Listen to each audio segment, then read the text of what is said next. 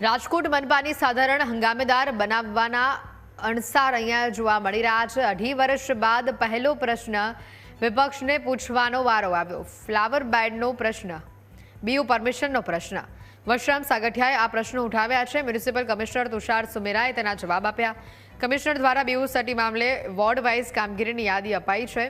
હાલમાં કુલ 8 permission BU મામલે અપાઈ છે।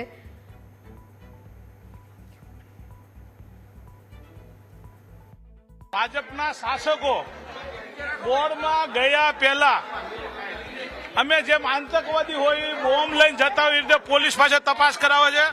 અમને કોઈ વાંધો નથી।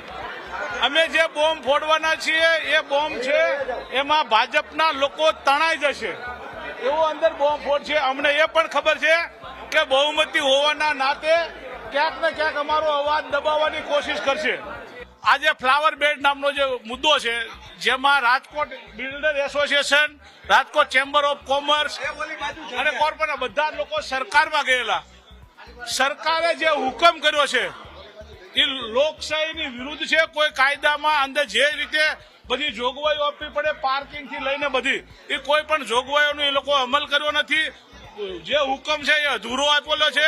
એ બધા હુકમની અંદર હું ચર્ચા કરવાનો છું જનરલ બોર્ડમાં જે આપની સમક્ષ હશે। એટલે તમારી બધા પાસે ફરી એકવાર બે હાથ જોડી વિનંતી કરું છું કે આપ જવાબ